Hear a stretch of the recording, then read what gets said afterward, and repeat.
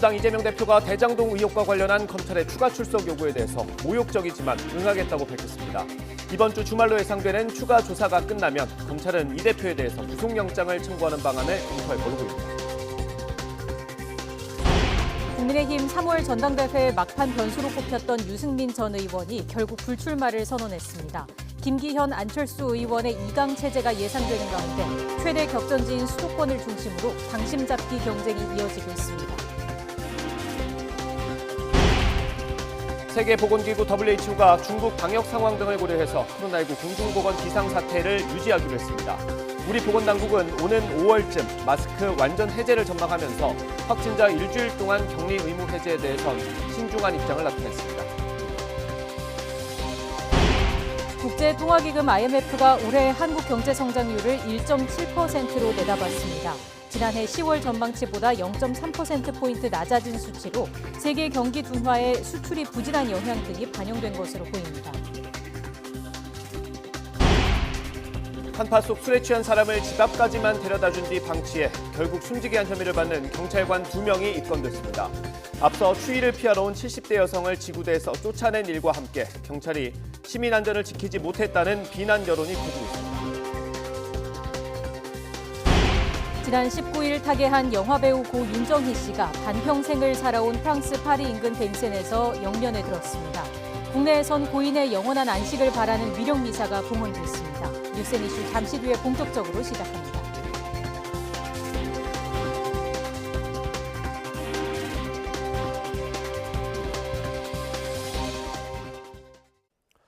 시청자 여러분 안녕하십니까? 더불어민주당 이재명 대표에 대한 검찰 수사가 진행되는 가운데 비명계 의원들을 중심으로 한 첫 토론회를 앞두고 당내에서 여진이 이어지고 있습니다. 국민의힘은 3월 전당대회 막판 변수로 꼽혔던 유승민 전 의원이 불출마를 선언한 가운데 김기현, 안철수 두 당권 주자의 신경전이 고조되고 있습니다. 취재기자 연결합니다. 정유진 기자. 네, 국회입니다. 네, 민주당의 길 오늘 토론회가 열리는 거죠? 네, 이재명 대표가 검찰 재소환에 응하겠다고 밝히는 등 사법 리스크를 정면 돌파하겠다는 의지를 밝힌 가운데 오늘 오후 비이재명계 의원들이 모인 민주당의 길이 첫 토론회를 엽니다. 이 모임은 민주당 정권 재창출 실패를 반성하는 취지에서 꾸려진 반성과 혁신 소속 의원들이 주도해 만들어졌는데 김종민, 이원욱 의원 등 친문 비명계 의원 다수가 참여했습니다. 참석자들은 개파 모임이 아니라면서 확대 해석을 경계했지만 비명계 주축 모임이다 보니 이 대표의 사법 리스크와 당 진로 등과 관련한 토론이 이뤄질 가능성도 있습니다. 관련해 친이재명계 의원들은 신중한 반응을 보이고 있는데요. 친이재명계 좌장으로 꼽히는 정성호 의원은 오늘 아침 라디오에 출연해 이재명 대표 중심으로 당이 뭉치는 게 맞는다고 강조하면서도 민주당의 길 활동에 대해서는 말을 아꼈습니다.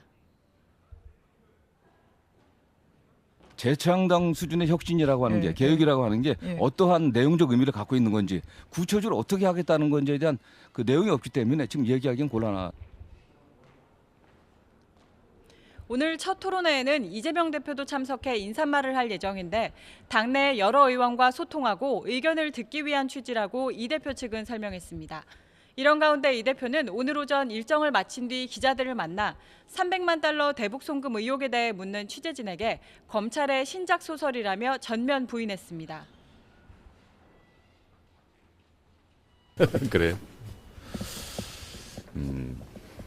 아마 검찰에 이제 신작 소설이 나온 것 같은데 종전의 창작 실력으로 봐서 잘 안 팔릴 겁니다. 이런 가운데 이재명 대표에 대한 여당 공세도 이어지고 있습니다. 주호영 국민의힘 원내대표는 오늘 아침 회의에서 이 대표 조사는 대선 패배 때문이 아니라 본인이 저지른 일 때문이라고 지적하면서 장외투쟁을 결정한 민주당의 대응도 함께 비판했습니다. 국가 정체성이 흔들리는 일을 막기 위해서 장외투쟁하는 경우는 봐도 개인 비리를 수사하지 말라고 장외투쟁한다는 건 처음 봅니다. 아마 장외투쟁으로 장외투쟁의 의미가 바뀌고 너무 희화화될 것 같습니다. 네, 국민의힘 전당대회 마지막 변수가 유승민 전 의원의 출마 여부였는데 오늘 불출마 의사를 밝혔죠. 네, 유승민 전 의원은 오늘 아침 SNS를 통해 충분히 생각한 결과 아무 의미가 없다는 결론을 내려 이번 당대표 선거에 출마하지 않겠다고 밝혔습니다. 인내하면서 때를 기다리겠다면서 오직 민심만 보고 새로운 길을 개척해 가겠다고 덧붙였는데요. 이번 전당대회가 김기현, 안철수 의원 2강 체제로 흘러갈 것으로 보이는 가운데 두 의원 캠프에서도 불출마가 판세에 어떤 영향을 미칠지 주시하고 있습니다.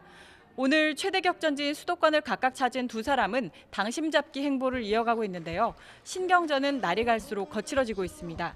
김 의원은 오늘 라디오 방송에 출연해 안철수 의원이 정상적인 선거를 체육관 선거로 매도하고 영남 자민련이라는 표현도 당원들을 폄훼한 것이라고 비판했습니다.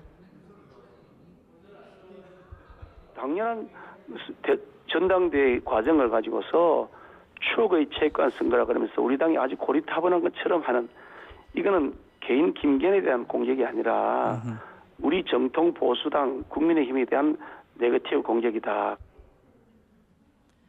김 의원의 날선 발언에 대해 안철수 의원 측 관계자는 나경원 전 의원 불출마 이후 안 의원이 상승세를 탄 것으로 분석하면서 김 의원이 조바심이 많은 거로 이해한다고 대응했습니다.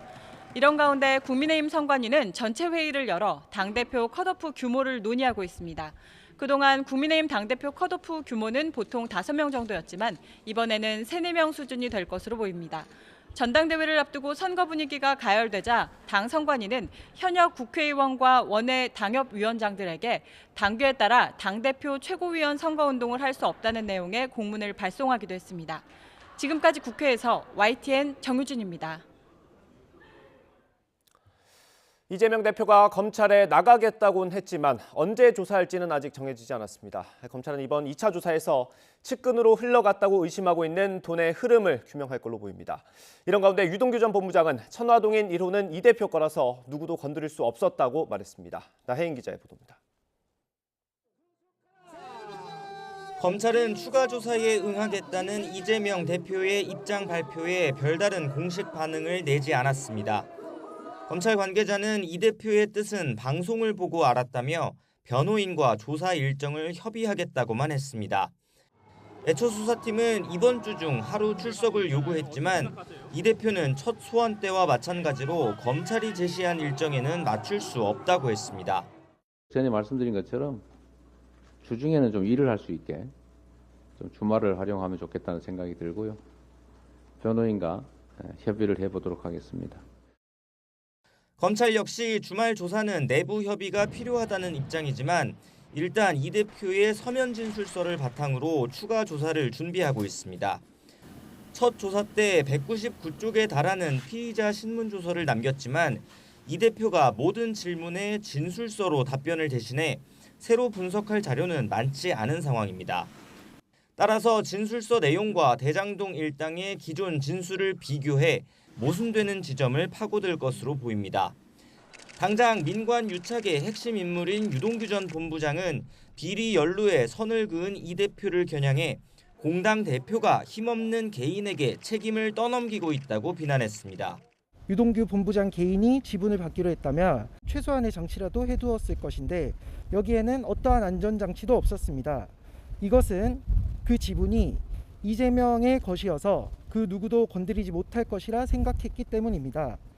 검찰은 뇌물 혐의로 구속 기소된 이 대표의 측근 정진상, 김용 씨에 관한 내용도 진술서엔 없다며 추가 조사를 벼르고 있습니다. 하지만 두 번째 조사라고 해서 이 대표가 검사의 질문에 상세히 답할 가능성은 크지 않아 보입니다. 2차 조사에서도 별다른 소득을 얻지 못한다면 검찰은 앞서 조사가 끝난 성남FC 사건과 함께 구속영장을 청구하는 방안을 검토할 것으로 보입니다. YTN 나인입니다. 문재인 정부 시절 탈북어민 강제 북송 사건을 수사하고 있는 검찰이 정의용 전 청와대 국가안보실장을 불러서 조사하고 있습니다. 검찰은 북송 방침이 정해진 경위를 집중적으로 추궁할 것으로 보입니다. 취재기자 연결합니다. 김다연 기자. 네, 서울중앙지방검찰청입니다. 네, 정정 실장 언제 출석했습니까?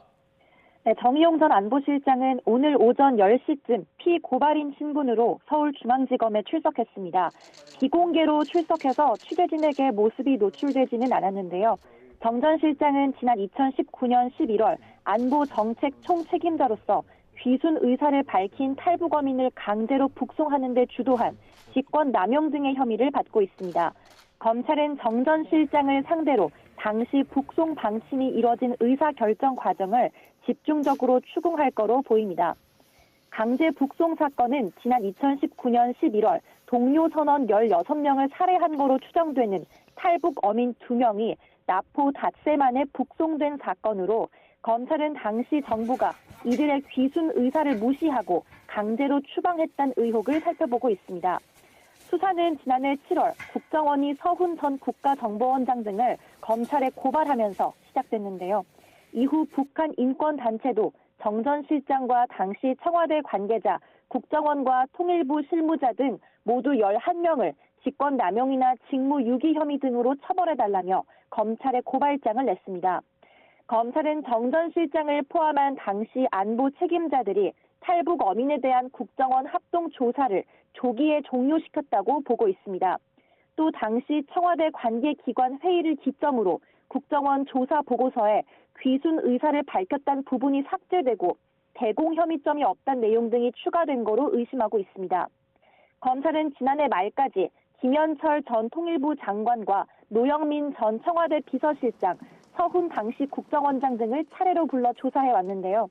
이들은 우리 사회와 국민의 안전을 위한 판단이 범죄로 매장돼선 안 된다며 혐의를 완강하게 부인하고 있습니다.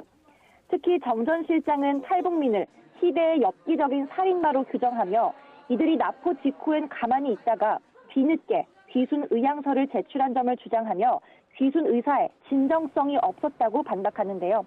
검찰은 귀순 목적과 의사 또 귀북 의사는 다르게 봐야 해서 의도가 불순해도 헌법상 우리 국민인 북한 주민을 강제로 돌려보내는 건 불법이라는 입장입니다. 당시 청와대 의사결정 정점에 있던 정 전 실장에 대한 소환 조사까지 이뤄지면서 서해 피격 사건보다 비교적 수사 속도가 더뎠던 강제 북송 의혹도 조만간 결론이 날 거란 전망입니다. 지금까지 서울중앙지검에서 전해드렸습니다. 윤석열 대통령이 UAE 국빈 방문에서 합의한 300억 달러 투자 유치에 대한 후속 조치 점검에 나섰습니다. 원스톱 수출 수주 지원단에서 정책적, 외교적인 지원을 제공하고 기업이 마음껏 경쟁할 수 있도록 정부가 영업사원도, 기획사원도 되겠다고 강조했습니다. 조금 전에 마친 투자 유치 후속 조치 점검회의 현장으로 가보겠습니다. 가장 큰 성과는 우리 한국 UAE 정상회담에서 합의하고 공동 성명에 명시한 UAE 국부펀드 300억 불 투자 약속입니다. 이것은 단순한 협력 의지를 넘어서 UAE가 영국, 프랑스 등과 체결한 기존 협약 사례와 같이 신속히 집행될 수 있는 실효적 합의입니다.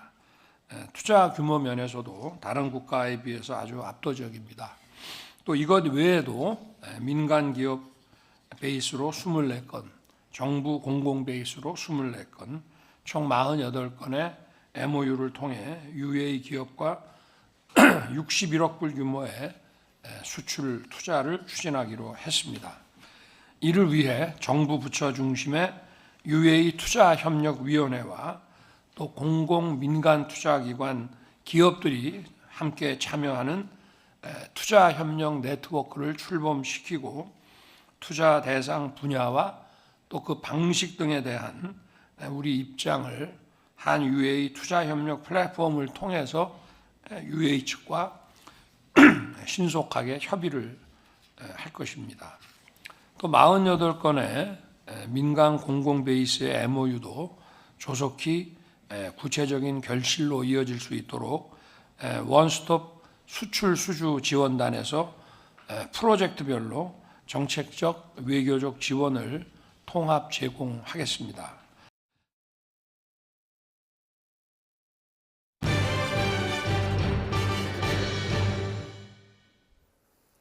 지난해 산업 생산과 소비, 투자가 전년 대비 일제히 늘면서 2년 연속 트리플 증가를 기록했습니다. 다만 12월 생산은 32개월 만에 가장 큰 폭으로 감소했고 투자도 7% 넘게 줄었습니다. 취재기자 연결합니다. 오인석 기자, 자세한 내용 전해주시죠. 네, 통계청이 오늘 아침 발표한 2022년 12월과 연간 산업활동 동향에 따르면 지난해 전산업 생산지수는 116.4로 전년보다 3.3% 증가했습니다. 제조업을 포함한 광공업 생산은 반도체와 자동차 등에서 늘며 전년 대비 1.4%, 서비스업 생산은 숙박 음식점과 금융 보험 등에서 늘며 4.8%가 증가했습니다. 소비 동향을 보여주는 소매 판매액 지수는 의복 등 중내구재와 의약품 등 비내구재 판매가 늘어 전년보다 0.2% 증가했습니다. 설비 투자도 기계류와 자동차 등 운송 장비에서 늘며 3.3% 증가했습니다. 이에 따라 지난해 연간 생산과 소비 투자는 2021년에 이어 2년째 일제히 늘었습니다. 반면 지난해 12월 전산업 생산 지수는 전월보다 1.6% 감소했습니다. 2020년 4월 마이너스 1.8% 이후 32개월 만에 최대폭 감소입니다.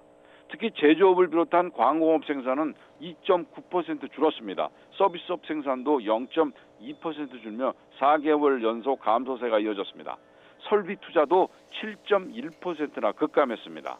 현재 경기를 나타내는 동행지수 순환 변동치는 0.9포인트 하락했고 향후 경기를 예측하는 선행지수 순환 변동치도 0.5포인트 내렸습니다.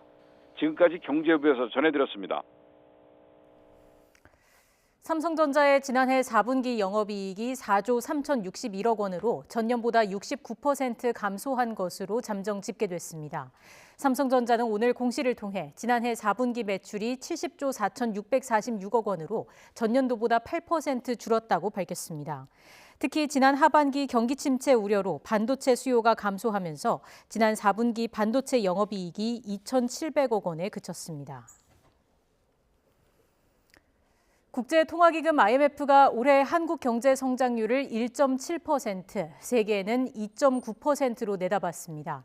IMF가 발표한 세계 경제 전망 수정 보고서를 보면 한국의 올해 경제 성장률을 1.7%로 지난해 10월 전망치보다 0.3%포인트 낮아졌습니다.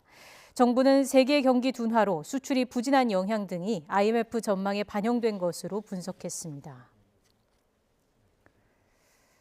전세 피해 지원센터가 전세 사기 피해자들이 대규모로 발생한 인천에도 문을 열었습니다. 서울 화곡동에 처음으로 설치된 이후 두 번째입니다. 반환금 소송 등 법적 절차를 무료로 상담받을 수 있고 피해자 지원 정책도 안내합니다. 현장에 취재기자 나가 있습니다. 김태원 기자. 네, 인천 십정동에 있는 전세 피해 지원센터입니다. 네, 이번에 문을 연 전세 피해 지원센터 사람들이 많이 찾고 있습니까? 네, 정식 개소는 한 달 뒤고 오늘 임시 운영을 시작했는데요. 오전 10시 문을 연 뒤로 지금까지 2시간 동안 10명 넘는 시민들이 이곳 센터를 찾았습니다. 제 뒤로 보이는 창구 6곳에서 평일 오전 10시부터 오후 5시까지 주택도시보증공사와 한국토지주택공사 등이 전세 사기 피해 상담을 진행합니다. 전세 보증금을 돌려받지 못한 피해자들을 상대로 소송 절차나 민사 집행 절차 등 법률 상담을 무료로 제공하고요. 피해자들에게 임시로 살 곳을 마련해주거나 새로운 아파트 임대 계약을 맺을 때 전세금을 낮은 이율로 빌려주는 등 지원 사업 역시 안내하고 있습니다. 국토교통부는 앞으로도 필요한 지역에 지원센터를 더 설치하고 다음 달엔 전세 사기를 예방할 대책을 추가로 마련할 계획입니다. 이같이 정부가 사전, 사후 대책을 적극적으로 내놓는 건 전세 사기 피해가 심각한 사회 문제로 떠올랐기 때문입니다. 전세 계약 기간이 끝나도 보증금을 돌려받지 못하는 반환보증 사고는 지난해 5,400여 건, 피해액도 1조 1,000억여 원으로 모두 역대 최다를 기록했습니다. 전체 피해의 30%에 이르는 1,550여 건은 이곳 인천에서 일어나는데요. 인천에서 수백 채를 포함해 수도권 일대의 빌라와 오피스텔 1,130여 채를 사들였다가 지난해 집이 압류된 채 숨진 이른바 빌라왕 사건부터 인천 미추홀구 일대에서 주택 300여 채를 빌려주고 전세보증금 260억여 원을 가로챈 혐의로 50여 명이 경찰 수사를 받고 있는 건축학 사건까지 인천을 중심으로 이뤄지고 있습니다. 두 번째 전세 피해 지원센터가 인천에서 문을 연 것도 이 때문입니다. 결국 전세 사기로 가장 큰 피해를 보는 건 내 집이 없어 전셋집에 목돈을 묶어둔 서민인들인데요. 특히 정부 조사 결과를 보면 피해자의 가운데 70%가 20대와 30대 사회 초년생들과 신혼부부인 것으로 나타났습니다. 그런 만큼 전세 사기가 잇따른다면 청년층이 안정적으로 정착하는 데에도 악영향을 줄 거란 우려가 커지고 있습니다. 지금까지 인천 십정동에 있는 전세 사기 지원센터에서 전해드렸습니다. 내일부터 서울 택시 요금이 오릅니다. 버스와 지하철 요금도 이르면 4월에 인상될 것으로 보이는데 시민들이 체감하는 부담이 더 커질 것으로 보입니다. 차유정 기자입니다. 서울 중형택시 기본요금이 3,800원에서 4,800원으로 1,000원 오릅니다. 요금은 올랐는데 기본요금으로 갈 수 있는 거리는 2km에서 1.6km로 짧아집니다. 우리나라 택시요금은 이용 거리와 시간에 따라 금액을 산정하는데 요금이 추가되는 거리와 시간도 단축됩니다. 거리당 요금은 132m당 100원에서 131m당 100원으로, 시간 요금은 31초당 100원에서 30초당 100원으로 변경됩니다. 쉽게 말해 미터기가 더 자주, 빨리 오르는 겁니다. 여기에 밤에 택시를 타면 요금이 훨씬 비싸집니다. 지난해부터 확대된 심의 할증에 따라 밤 10시에서 11시와 새벽 2시에서 4시 사이 기본요금은 5,800원이 됩니다. 승객이 가장 많은 밤 11시에서 새벽 2시 때 할증률은 40%. 이 시간에 택시 타면 기본요금만 6,700원입니다. 택시에 이어 8년 만에 지하철과 시내버스 요금도 인상될 전망입니다. 이르면 4월부터 300원에서 400원 오르는 방안이 유력합니다. 8년 동안 요금 조정이 없었죠. 그런 점을 감안하신다면 또 300~400원을 올린다 하더라도 운송 원가에는 턱없이 못 미친다 하는 점을 감안하신다면 고육지책이다 하는 것을 이해해 주실 수 있을 텐데요. 물가가 죄다 오르는 가운데 택시와 서울 대중교통 요금까지 줄줄이 오르면서 시민 부담은 커지게 됐습니다. YTN 차유정입니다. 코로나19 신규 확진자는 19,000명대로 전반적인 감소세를 보였습니다. 세계보건기구 WHO가 코로나19에 대해 공중보건 비상사태 유지 결정을 내리면서 현행 7일로 돼 있는 확진자 격리 기간도 당분간 그대로 유지될 가능성이 커졌습니다. 취재기자 연결합니다. 최명신 기자. 네, 최명신입니다. 네, 확진자 수가 어제보다 늘기는 했습니다만 감소 추세는 이어지고 있죠. 네, 오늘 신규 환자는 19,629명으로 어제보다 12,000명가량 많습니다. 일주일 전과 비교해도 7,000명 많은데요. 지난주 설 연휴로 코로나19 진단검사 건수가 줄어든 영향이 반영된 것으로 보입니다. 2주 전보다는 2만 명 이상 줄어 전반적인 감소세를 유지했습니다. 위중증 환자는 387명으로 지난 11월 18일 이후 74일 만에 가장 적었습니다. 사망자는 24명 나왔습니다. 대부분 장소에서 마스크 착용 의무가 사라지면서 완전한 일상 회복에 대한 기대감도 커지고 있습니다. 하지만 노마스크 첫날이었던 어젠 마스크를 쓰지 않은 시민들을 찾아보기가 오히려 힘들 정도였습니다. 오늘 오전 출근길 표정도 비슷했는데요. 막상 벗으려니 어색하다, 아직 불안하다는 반응들이 많았습니다. 마스크 벗기 아직 신중한 모습이지만 엔데믹 전환의 중요한 이정표라는 평가 속에 일상으로의 복귀도 한층 가까워진 것으로 보입니다. 정기석 코로나19 특별대응단장은 개인적인 의견임을 전제로 실내 마스크 의무가 예외 장소 없이 전면 해제되는 시점을 5월쯤으로 예측했습니다. 이제 남아있는 방역 조치는 확진자 격리입니다. 현재 확진자 격리 의무 기간은 7일인데요. 일각에서는 3일로 단축하자는 주장도 나오고 있습니다. 이와 관련해 방역당국은 그동안 WHO가 코로나19 공중보건 비상사태를 해제하고 이에 따라 국내 위기 단계도 조정되는 시점이 되면 격리 의무 조정을 검토하겠다고 밝혀왔는데요. 어제 WHO는 코로나19에 대해 국제적 공중보건 비상사태를 계속 유지하기로 결정했습니다. 코로나19에 내려진 WHO의 최고 수준 경계 태세는 최소한 3개월 더 유지될 것으로 보여서 국내 확진자 격리 의무 조정도 이 이후에나 논의될 가능성이 커졌습니다. 정기석 단장은 BA.5 변이의 경우 5일차에 10명 가운데 4명이 감염될 수 있는 만큼 현재는 안심할 단계가 아니라며 격리 기간 단축에 신중한 태도를 보였습니다. 정 단장은 또 현재 국가 예산이 투입되는 코로나19 치료를 일반 의료 체계로 전환하는 것이 완전한 일상 회복의 마지막 단계가 될 거라며 올해 10월이나 11월에는 전환되는 게 바람직하다고 밝혔습니다. 지금까지 사회부에서 YTN 최명순입니다.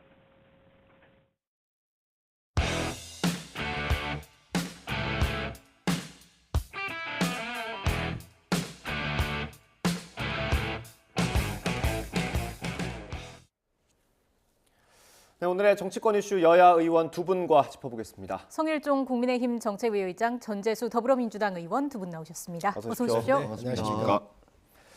네, 이재명 대표가 어제 기자간담회를 통해서 검찰 수사에 응하기로 했고요. 토요일이죠. 토요일에는 서울에서 국민보고대회를 열기로 했습니다. 관련해서 저희가 원내 지도부 목소리를 모아봤습니다. 들어보고 대담 시작하겠습니다. 민주당은 개인 비리 방어를 위해서 장외투쟁을 하겠다고 합니다. 1월에 국회가 필요 없을 때도 방탄을 위해서 국회를 소집했고 또 2월 임시국회는 법에도 예정이 돼 있습니다만은 국회에서 뭐를 따지고 하면 되는 것이지 개인 비리 방어를 위해서 장외투쟁을 한다? 저는 민주화 운동을 위해서 한다든지 무슨 국가 정체성이 흔들리는 일을 막기 위해서 장외투쟁하는 경우는 봐도 개인 비리를 수사하지 말라고 장외투쟁한다는 건 처음 봅니다. 정치 검사들의 야당과 전 정부 탄압에 몰두할 시간을 벌어줬습니다. 따라서 지금 자행되는 야당 탄압 공작은 총선 승리를 노리는 여당과 검찰 개혁을 반대하는 정치 검사의 합작품입니다. 더 이상 여당이 검찰 정상화의 방해꾼이 되어서는 안 됩니다. 본회의 의결로 사개특위의 기한이 연장된 만큼 한국형 FBI인 중대범죄수사청 설치 등 권력기관 개혁 후속 입법을 위한 논의에 최선을 다해야 할 것입니다. 네, 이게 뭐 서울 국민보고대회라는 정식 명칭이 있고요. 보통 언론에서는 장외투쟁이라고 읽고 쓰고 있습니다. 의원님 가십니까? 저는 그날 일정이 많습니다. 이게 장외투쟁 일정이 어제 저희가 의원총회에서 조정식 사무총장께서 말씀을 하시더라고요. 그때 처음 들었습니다. 주말에 저희들이 이제 일정이 많다 보니까 더더구나 저는 이제 부산이고 뭐 부산에서 한다면 뭐 일정을 좀 조율을 할 수는 있을지는 몰라도 저는 좀 다른 일정 때문에 좀 힘들 것 같습니다. 이 투쟁 방침에 대해서는 어떻게 생각하십니까? 일단은 저희가 야당이잖아요. 예. 근데 이제 의석수가 굉장히 절대 다수 야당이란 말입니다. 그러면은 뭔가 국회에서 뭔가 대화와 타협을 통해서 또 이제 정치를 통해서 뭔가 역할을 하는 것이 최선이겠죠. 근데 지금 민주당이 처한 상황을 보게 되면 이게 선택지가 많지가 않습니다. 예를 들면 윤석열 대통령 또 대통령의 영부인이신 김건희 여사께서 연일 관저 만찬이다, 대통령실 만찬이다 하면서 말하자면 집권 여당의 의원들을 모시고서 식사를 계속 하지 않습니까? 그런데 야당 대표라든지 야당 원내 지도부에 대해서는 단 한 차례 차도 한 잔 안 마십니다. 그러니까 말하자면 이게 대화를 하자고 이게 영수회담 제안을 3차례, 4차례 했음에도 불구하고 대통령이 안 만나줍니다. 그러니까 이게 국회에서 뭔가 일을 하려면 뭔가 이게 호흡이 맞고 서로 이제 주고받고 대화를 해야 되는데 이게 집권 여당이 야당을 야당으로 인정을 하지 않고 끊임없이 전 정부 때리기 또 야당 대표 때리기 야당 때리기 이것으로 그냥 일관하다 보니까 사실은 민주당이 사실은 장외에 나가는 것은 정말로 우리가 신중해야 되는데 그럼에도 불구하고 선택지가 별로 없는 그래서 우리가 불가피한 선택으로 지금 그렇다면 국민들과 직접 소통하고 국민들께 직접 민주당의 말하자면 요구사항이라든지 현재 국면을 어떻게 생각하고 있는지 직접 전달하는 것 외에는 달리 방법이 없습니다. 방법이 있다면 좀 알려주십시오. 그래서 선택지가 별로 없는 불가피한 선택으로 장외투쟁을 할 수밖에 없는 이 상황을 우리 국민들께서 좀 너그럽게 또 야당이 어떤 이야기를 하는지 좀 들어봐 주십사 하는 그런 당부의 말씀을 좀 드리도록 하겠습니다. 장외투쟁이라는 게 명분이 참 중요하잖아요. 어떻게 들으셨습니까? 전 의원님 말씀하시기가 참 조심스럽고 어려우시지요. 이 장외투쟁은 이재명 대표가 거리로 끌고 나가는 겁니다. 민주당에 의해서 고발된 사건들이에요. 지금 수사하고 있는 것들이 자당 요원 인원들에 의해서 고발된 사건을 지금까지 조사받고 있지 않습니까? 조사 제대로 성실히 받고 있나요? 검사가 중요한 질문을 하면 그거 대답 안 하잖아요. 네. 준비해간 답변서 있으니까 그거 가름하라고 그러잖아요. 수사가 되겠습니까?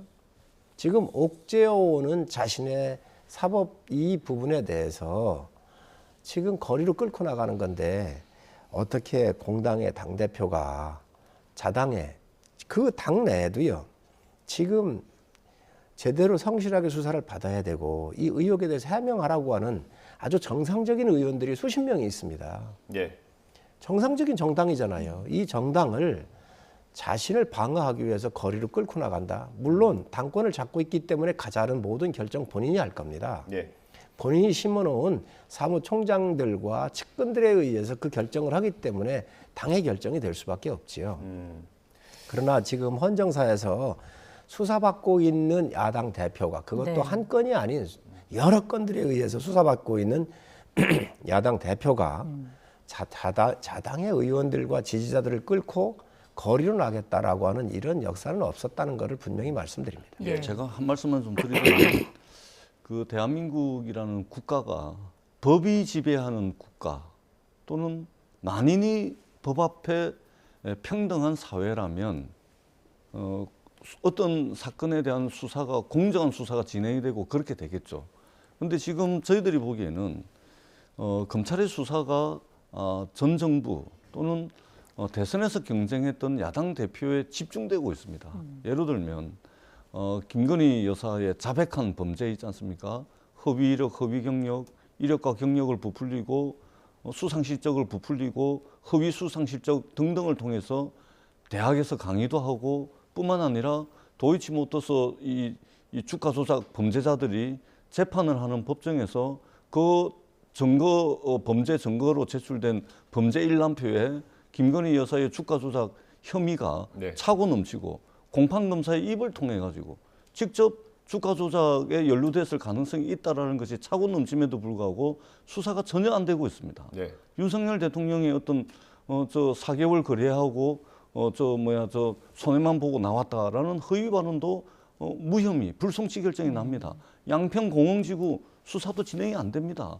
윤석열 대통령의 장모 되시는 분의 어떤 장고 증명서 위조, 네. 이것도 수사가 제대로 안 되고 있는 거 아니겠습니까? 우리가 자본주의 시장 경제 질서를 완전히 붕괴시켜버리는 이런 중대 경제 범죄에 속하는 주가 조작 사건 같은 경우도 안 되고 있지 않습니까? 만약에 이재명 대표가 0.7% 차이로 지지 않고 대선에서 0.7% 차이로 이겼다면 과연 검사 60명, 80명, 거기 검찰 수사관까지 해가지고 200명이 넘는 인원을 동원해가지고 250번이 넘는 압수수색을 하겠습니까? 만약에 윤석열 대통령이 0.7% 차이로 이기지 않고 0.7% 차이로 패했다면 과연 김건희 여사의 주가 조작, 그 모친되는 분의 장고 증명서 위조, 허위 사실, 허위 이력, 사무소 위조 행사, 업무 방해, 이 수사 안 되겠습니까?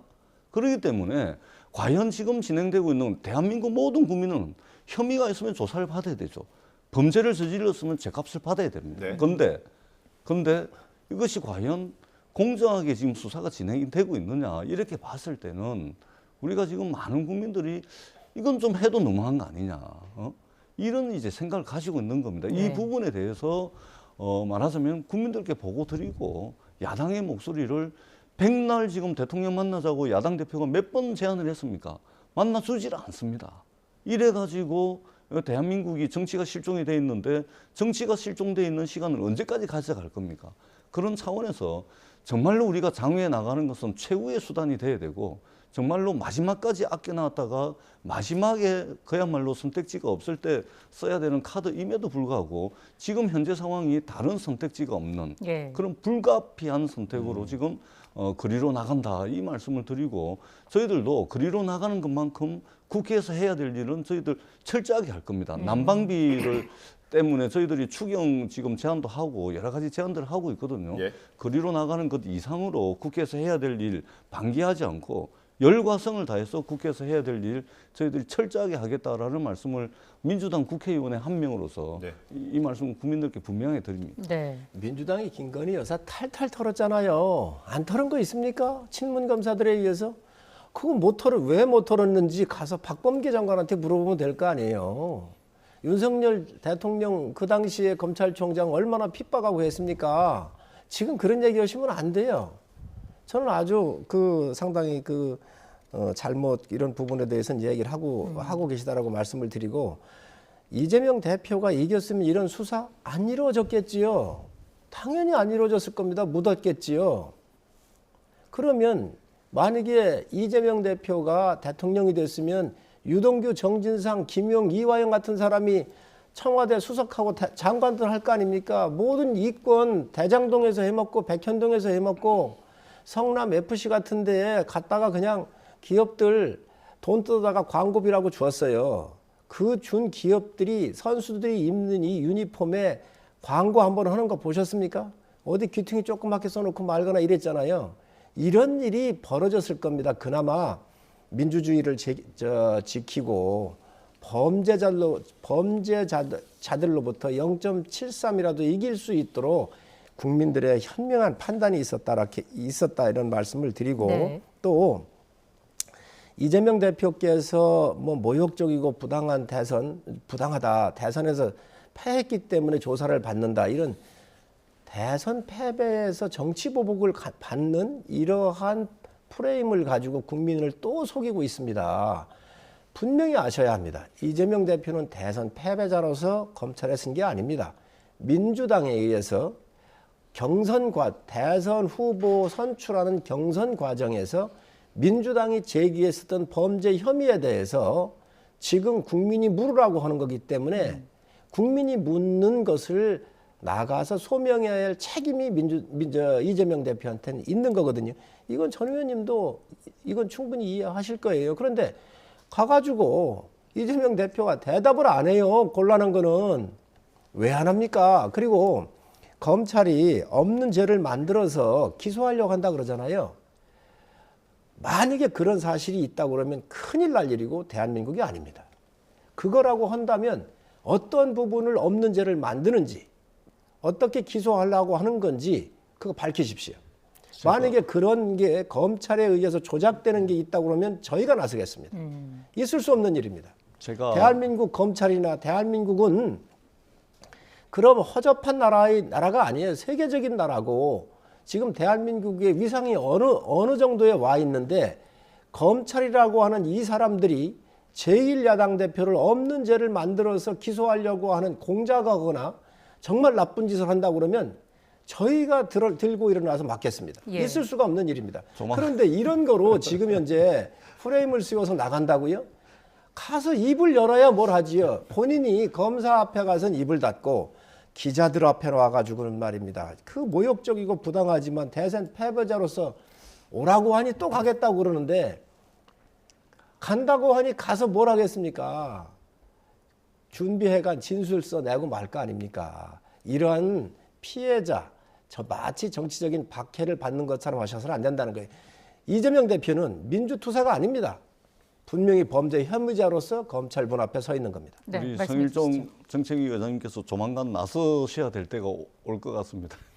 만약에 그렇다면 제가 나서겠습니다. 정말 검찰이 조작을 한다 그러면 저희가 나서겠습니다. 나중에 빼지 말고 나서 주십사 하는 말씀을 드립니다. 예. 저도 몇 말씀만 좀 짧게 좀 드리자면, 네. 대한민국 헌법 12조 2항에는 소위 말하는 묵비권, 진술 거부권이 비단 이재명 대표에게 뿐만이 아니고 대한민국 모든 국민들에게 주어진 헌법적 권한입니다.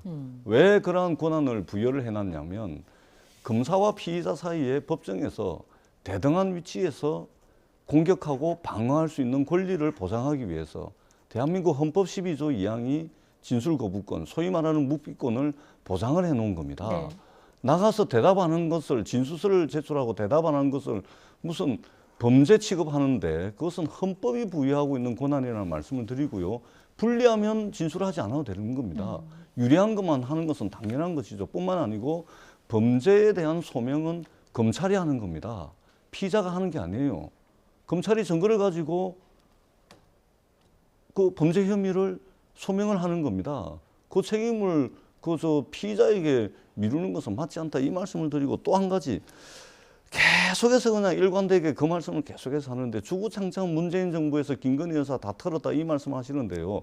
사실관계를 완전히 그렇게 말씀을 하시면 안 되죠. 대통령 선거 과정에서 김건희 여사의 허위 이력, 허위 경력, 이력 경력 부풀리고 허위 수상실적 부풀리기가 대통령 선거 과정 중에서 언론의 취재 과정에서 나온 겁니다. 문재인 정부 때 수사 안 됐던 것이죠. 뿐만 아니고 최근 도이치모터스 주가 조작 사건을 통해 가지고 최근에 나왔던 혐의들이 도이치모터스 주가 조작 사건에 김건희 여사가 관련된 게 아닌가 최근에 법정에서 나온 것들입니다. 뿐만 아니고 그 모친되시는 분의 장고위조 증명서 이것도 대통령 선거 기간 중에 나온 것이죠. 네. 뿐만 아니고 양평의 공흥지구도 마찬가지죠. 대선 기간 중에 나온 것이죠. 어떻게 이게 문재인 정부에서 탈탈 털었습니까? 시간의 전후를 막 뒤섞어가지고 국민들 혼란스럽게 하시면 안 됩니다. 팩트는 팩트대로 말씀을 해주십사 하는 말씀을 드리고 대한민국이 제가 다시 한번 말씀드리지만 이재명 대표 수사하셔야죠. 혐의가 있다니 수사하셔야죠.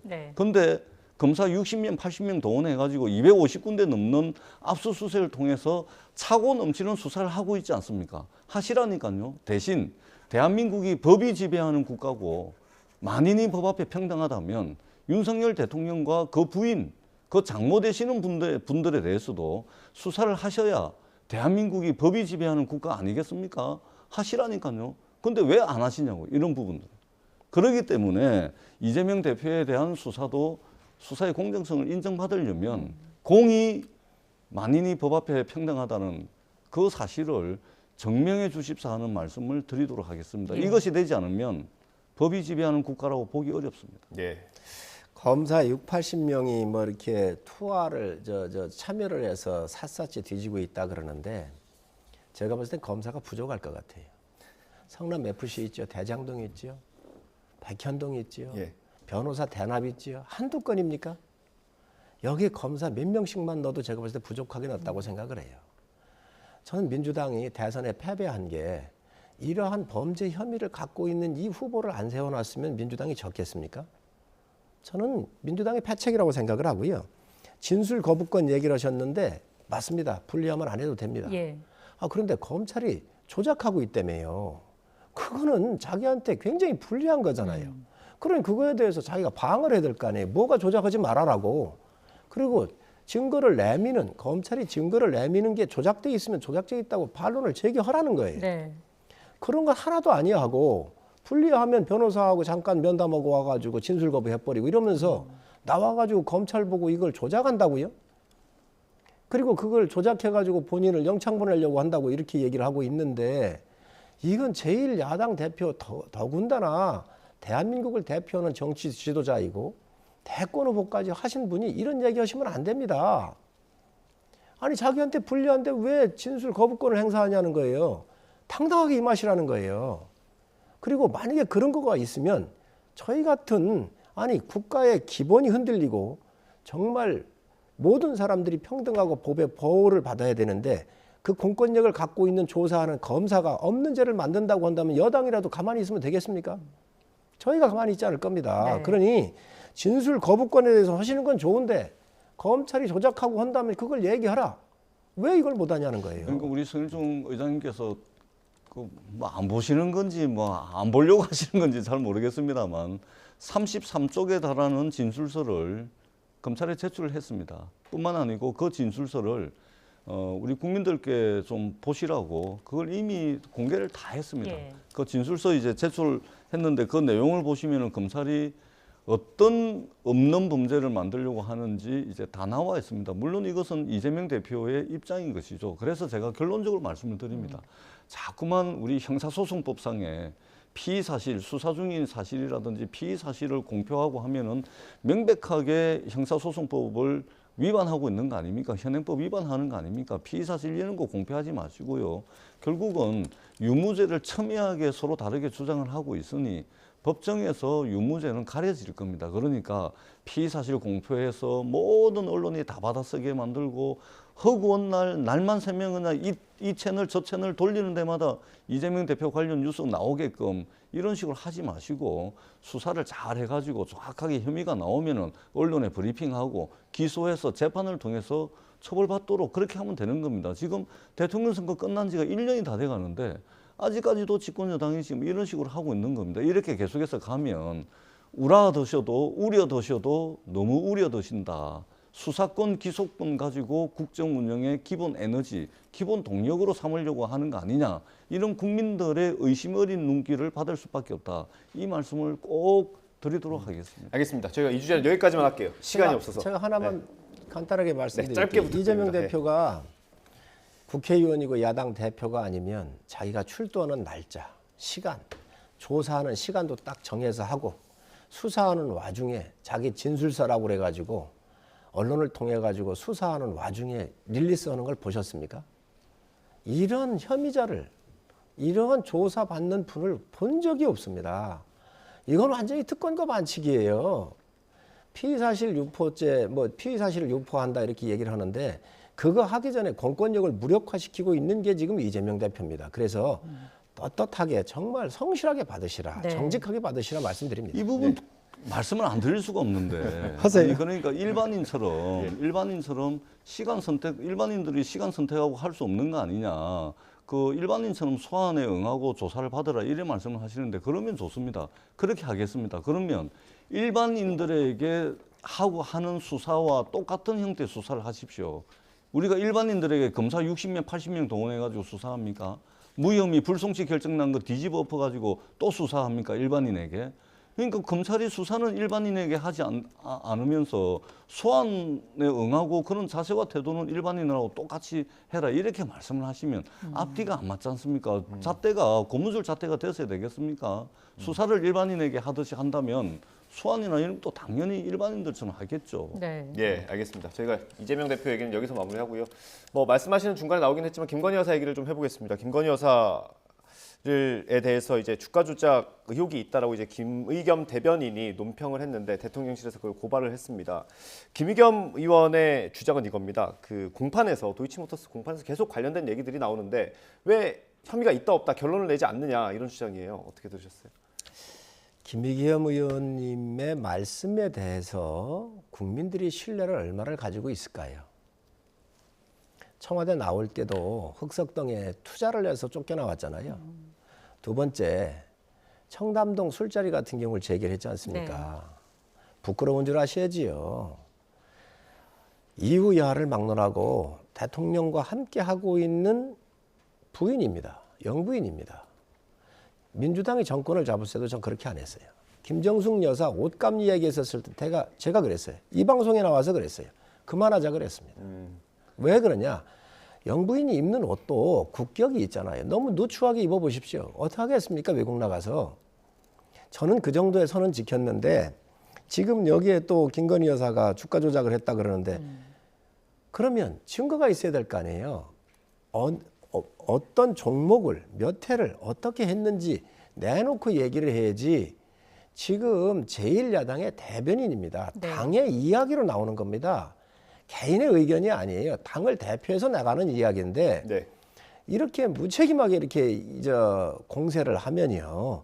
민주당의 신뢰가 떨어집니다. 김의겸 의원뿐만이 아니고 민주당의 신뢰도를 떨어뜨린 일을 저는 김의겸 의원이 하고 있다고 생각합니다. 네. 아니 증거 말씀을 하시는데 제가 한번 말씀드려볼게요. 증거. 저는 법조인도 아니고 김건희 여사 스토커도 아닙니다. 언론에 보도되는 내용만 보더라도 있잖아요. 도이치모터스를 주가 조작한 것은 사실이지 않습니까? 권오수 회장 등등해서 1심에서 이제 실형을 선고받고 지금은 나와 계십니다만 재판이 진행 중인데 이미 범죄 혐의들이 상당히 소명이 된 거 아닙니까? 여기에 재판에 지금 제출되어 있는 증거자를 보십시오. 범죄 일람표. 그 범죄 일람표만 보시면 김건희 여사 계좌가 어떤 계좌가 어디에 쓰이고 몇 주를 사고 팔고 한 게 다 나옵니다. 그리고 김건희 여사의 나오죠? 범죄 일람표에 있습니다. 아니 여기에 우리 기술인가 그거에 어디가 나오죠? 아니요. 도이치모터스 말씀드리는 거예요. 도이치모터스요. 그다음에 뿐만 아니고 김건희 여사와 정권회사 직원 사이에 사고 팔아라라고 이야기를 주고받는 녹취록이 법정에서 공개가 됐지 않습니까? 언론에 보도됐잖아요. 그렇지 않습니까? 뿐만 아니고 공판검사 입을 통해 가지고 지금 김건희 여사와 그 모친의 통정매매 의혹들까지 공판검사 입을 통해서 지금 재판에 진행이 되고 있는 겁니다. 언론에 다 보도가 되고 있는 겁니다. 아니 이 언론 보도 사실관계 확인 안 합니까? 이것만 보더라도 이미 주가 조작에 연루된 혐의가 사실상 이 혐의가 차고 넘치는 거예요. 검찰이 뭐 하고 있습니까? 소환조사 한번 합니까? 서면 질문서 한번 보냈습니까? 이거 어떻게 할 겁니까? 이러고도 대한민국이 법이 지배하는 국가 맞습니까? 자본주의 시장경제 질서를 심각하게 훼손하는 것이 중요한 경제범죄가 주가 조작 아닙니까? 예. 숱하게 많은 건강한 개인 투자자들 재산 다 잃게 만들고 하는 중대한 범죄 아닙니까? 뿐만 아니고 이 도이치모터스 주가 조작 사건에 가담했던 실제 선수, 그러니까 주식을 사고 팔고 하는 이 선수가 우리 기술에 소위 말해서 주가 조작, 주가를 부양시키기 위해서 해가지고 징역 6년인가 지금 그 실형을 받았다는 보도까지 나오고 있는 거 아닙니까? 이쯤 되면 고소고발을 할 것이 아니고 국민들께 합당한 설명을 하셔야죠. 그리고 검찰은 수사를 해야죠. 근데 수사도 안 하고 설명도 안 하고 고소고발부터 한다. 이래가지고 과연 국정이 제대로 운영이 되겠습니까? 야당, 물론 김의겸 의원이 이전에 실수한 부분들이 있습니다. 그렇다 그래서 메시지를 보셔야지 메신저를 공격을 한다 그래가지고 그것이 제대로 먹히겠습니까? 그런다고 의혹이 없어지겠습니까? 그렇기 때문에 제가 누누이 말씀드리지만 수사가 공정하려면 적어도 대통령 선거에서 이겼기 때문에 수사 안 받는다. 이런 의구심을 받지 않으려면 조속히 수사를 해야 된다. 이 말씀을 드리도록 하겠습니다. 예. 아니 도이치모터스 자꾸 얘기를 하시는데 도이치모터스요. 그 주가 조작에 관련된 사람 다 기소됐어요. 이성윤 당시 중앙지검장 다 친문의 핵심들이었던 사람들이 검사들이 이거를 기소할 수 없다고 얘기를 해서 끝내자고 그러니까 일부러 결재를 안 해줬던 거예요. 이게 여기에 무슨 문제가 있습니까? 여기에 아까 제가 그랬잖아요. 아 이거 그러면 박범계 장관한테 가서 물어보라고 그러잖아요. 제가 다시 좀 말씀드릴까요? 잠깐만요. 다시 정말 듣고 말씀드릴게요. 민주당이 있지도 않은 것을 이재명의 물타기를 위해서 너무 이거 고생을 하고 있다. 그리고 정말로 이거야말로 정말 인격살인입니다. 이렇게 하면 안 됩니다. 그리고 김의겸 의원이 여기에 뭐 우리 기술, 아니 그러면 우리 기술에 몇 월 며칠 날 얼마를 샀고 무슨 문제가 있는지를 얘기를 해야 될 거 아니에요. 카더라라고는 통신 하나 가지고 이걸 주가 조작을 했다고 또 얘기하는 게 공당의 대변인이 맞습니까? 저는 있을 수 없는 지금 현재 이 공당의 대변인으로서 그저 가짜 뉴스를 마구 생산하고 있다고 생각을 합니다. 우리 집권 여당의 정책위 의장님이신 우리 성일종 의장님께 적어도 도이치모터스 김건희 여사 주가 조작과 관련해서 해명하시는 것은 좀 안쓰러워 보입니다. 이 부분은요. 우리가 주가 조작을 하려면 세 가지 구성 요소가 있습니다. 첫 번째는 돈을 대는 전주가 있어야 되고요. 두 번째는 내부 정보에 밝은 사람이 있어야 됩니다. 그래야 내부 정보 빼내니까. 그리고 세 번째는 이 돈을 댄 전주의 돈을 가지고 내부 정보를 빼내가지고 주식을 사고 팔고 할 수 있는 선수들이 있어야 됩니다. 전주와 내부 정보와 선수들. 이 전부 지금 실형을 다 받고 있고 재판이 진행 중인데 여기에 돈 대고 소위 말해서 통정매매 의혹까지 받고 있고 계좌를 빌려주고 돈까지 된 김건희 여사와 그 모친에 대해서는 수사가 진행이 되고 있지 않습니다. 그리고 이것은요. 문재인 정부 때 수사가 끝난 것이 아니고요. 경찰에 내사보고서가 있었는데 내사보고서가 막혀버렸습니다. 그 뒤에 대통령 선거 과정 중에 이 문제가 본격적으로 불거져 가지고 최근 이 도이치모터스 주가 조작범들의 재판 과정에서 검찰의 공판검사 입을 통해 가지고 지금 증거들이 차고 넘치게 줄줄줄 나오고 있는 겁니다. 그렇기 때문에 이 부분은 중요한 경제범죄고 자본주의 시장 질서를 근본적으로 해치는 중요 범죄이기 때문에 검찰이 수사를 해야 된다라는 말씀을 다시 한번 드리는 것이고 이것은 불가능시 무혐의 결정이 난 것이 아니다라는 말씀을 다시 한번 드리도록 하겠습니다. 문정권 하에서 이 도이치모터스에 대한 수사가 이루어졌잖아요. 주범들이 잡혔습니다. 그리고 문정권 하에서 조사했었던 많은 검사들이 이 주범들이 김건희 여사가 만약에 이 도이치모터스에 대해서 주가 조작을 하거나 지시했거나 여러 가지가 했으면 이 사람들이 뭐 때문에 이거를 방어해 줄 이유가 뭐가 있겠죠? 있을까요? 당시 윤석열 총장을 비롯해서 정말 핍박받던 사람들입니다. 이런 사건들을 지금 나와가지고 얘기를 한다고 하는 거예요. 저는 맞지 않다고 생각을 해요. 공판 검사 전 이 부분에 대해서는 무슨 얘기를 했는지 모르지만 이미 당시에 검찰이 기소를 할 수가 없는 거예요. 증거도 없고 아무것도 없기 때문에. 그리고 주가 조작을 한 10여 년씩 합니까?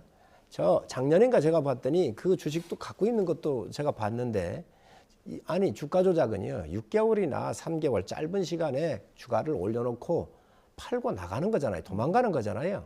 아니 주식을 그렇게 장기간 갖고 있는 사람이 봤어요? 그래서 이 부분에 대해서 지금 현재 이재명 대표의 쉴드를 치기 위해서 대통령 이 영부인을 끌어들여 가지고 주가 조작으로 공격하는 것은 저는 아주 바람직하지 않다고 생각을 하고요. 예. 아니 제가 여러 번 말씀드립니다. 박범계 장관한테 가서 따지세요. 왜 못 잡아드렸는지. 대통령 선거 기간 중에 나온 것이고 지금 현재 진행되고 있는 재판 과정 중에서 나오고 있는 겁니다. 그런데 박범계 장관은 지금 언제적 법무부 장관인데 그 당시에 조사할 때 지금 나오고 있는 거라니까요. 배제시키고 다 했잖아요. 공판 검사가 법정에서 뭐라고 이야기를 했는지 한 번쯤 자료는 챙겨보시고 그런 말씀을 하시는 게 좋겠다라는 말씀을 드리고 이 부분은 우리 의장님 안쓰러워 보입니다.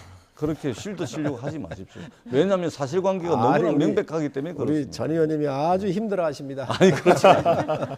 그리고 오늘 오전에 보도를 보십시오. 우리 기술과도 관련된 보도들이 많이 나오거든요. 네. 보도는 전달하는 거고요. 취재 기자가 팩트를 가지고서 쭉 오늘 오전에도 보도가 많이 나와 있습니다. 그렇게 하지 마시고 윤석열 대통령이 대선에서 이겼기 때문에 차라리 이겼으니까 나 수사 안 받을란다.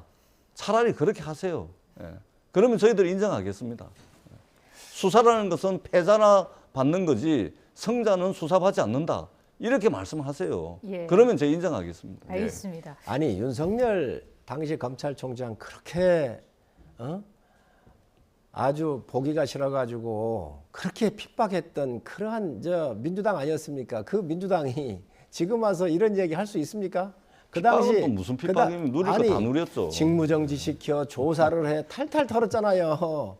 그래 해놓고 나서 지금 정권 뺏기니까 그리고 그 검찰총장을 대권 후보로 만들었고 대통령 만드는 게 민주당이 만들어준 거 아닙니까? 그러니까 의장님 대통령 선거에서 이겼으니까 우리는 수사 안 받을란다. 그렇게 말씀하세요. 지금 와가지고 본인들이 수사했던 걸 가지고 또 의혹 있는 것처럼 제기하는 것은 전 잘못된 일이라고 생각을 하고요. 이 부분을 정말 민주당이 되돌아보시기 바랍니다. 이 이재명 대표 건이 아니었으면 이걸 들고 나오겠습니까? 당연히 들고 나오죠. 혐의가 있으면 수사를 해야 되고 죄가 있으면 처벌해야 되는 것이죠. 당연히 해야 되는 것이고 선거에 승리했기 때문에 조사받지 않겠다 이렇게밖에 보여지지 않고 선거의 진 쪽은 수사받아라. 죽을 때까지 받아봐라. 지금 이렇게 나오는 다시 한번 말씀드리는데 이재명 대표는 대선 패배해서 수사받는 게 아니라니까요. 민주당이 고발돼서 민주당 정권 하에 검사들이 수사를 제대로 안 했고 그런 것들을 지금 수사하는 거예요. 왜 이재명 대표는 윤석열 대통령의 정적이 아닙니다. 경쟁 상대도 아닙니다. 예. 그러니까 하시라니까요. 하시되 혐의가 있으면 수사를 다 하시라니까요. 혐의가 있으면 왜 혐의가 있는데도 왜 혐의가 있는 쪽은 대선에서 승리한 쪽은 왜 수사를 안 합니까? 그러니까 대선에서 승리한 쪽은 수사 원래 안 받는 것이고 대선에서 진 쪽은 원래 수사 받는 거니까 감내해라. 차라리 이렇게 말씀을 하십시오. 그러면 저희들 받아들이겠다니까요. 말이 되는 얘기를 하세요. 논리적으로 맞는 말씀을 하시기 바랍니다. 지금 그렇게 가고 있지 않습니까? 예. 지금 뭔가 굉장히 시간이 애매하게 이 주제가 좀 마무리가 된 것 같은데 마지막으로 국민의힘 이야기 아주 짤막하게 한 이야기만 좀 듣고 넘어가겠습니다. 유승민 전 의원이 오늘 전당대회 불출마를 선언을 했어요. 앞서서 이제 나경원 전 의원이 불출마 선언하면서 안철수 의원이 좀 반사이익을 보는 듯한 여론조사가 나오기도 했는데 유 전 의원의 불출마는 어느 정도 영향이 있을까요? 의장님 저희가 시간이 조금 애매해서 짧게 한 말씀만 듣고 마무리하겠습니다. 사실 그거 모릅니다. 지금 저희 당원이 83만 명 정도 책임 당원이 있고요. 나머지는 이제 그런 당원의 명부가 없다가 보니 지금 여러 가지 믹스가 됐을 거예요. 민주당 지지자들이 또 그렇게 많이 대답할 수도 있고 그렇기 때문에 그 여론조사에 대해서는 별로 신뢰성을 갖고 있지는 못합니다. 의원님께서 한 3문장 정도로 요약을 해줄 수 있습니까? 네. 또 나쁜 얘기하실 것 같아요. 왜 하는지 모르겠습니다. 전당대회. 그냥 대통령께서 누가 지명하시는 게 차라리 낫지 않을까 그래 싶습니다. 예. 그렇게 흘러가는 것 같아요. 보니까. 알겠습니다. 딱 3문장이었습니다. 마무리하겠습니다. 성일종 국민의힘 정책위의장, 전재수 더불어민주당 의원이었습니다. 고맙습니다. 네, 감사합니다.